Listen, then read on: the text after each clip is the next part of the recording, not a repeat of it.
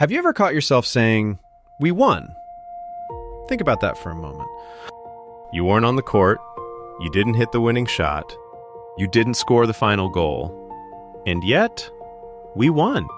It's such a common expression that most of us never stop to question it, but psychologists have, and what they discovered tells us something fascinating about the human mind. When someone we identify with succeeds, our brains often experience a small part of that success as our own. Psychologists call this basking in reflected glory, or BIRGing. It sounds complicated, but the idea is beautifully simple. When people we see as part of our us succeed, their success reflects back onto us.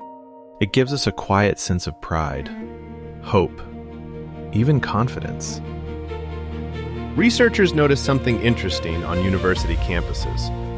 After a big football victory, students were much more likely to wear clothing with their university's logo. They weren't trying to fool anyone. They were celebrating a shared identity. Without even realizing it, they were saying, "I'm part of this." It's something many of us have done. A team wins a championship, and suddenly jerseys appear everywhere. Social media fills with celebratory posts. Friends call one another. Complete strangers smile at each other in the street.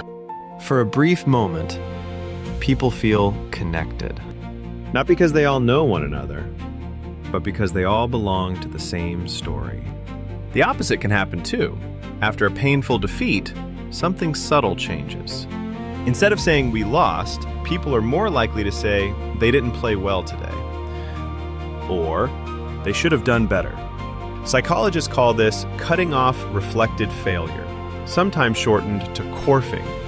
It's the mind's quiet way of protecting our self-esteem. By creating a little emotional distance, the disappointment hurts just a little less. Most of us do this from time to time, often without realizing it. But then there are the lifelong fans, the people who keep wearing the jersey, even after years of losing seasons, who never stop believing, who stay loyal through disappointment after disappointment. Why?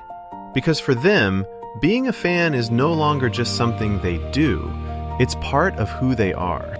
Walking away from the team would feel like walking away from a piece of themselves.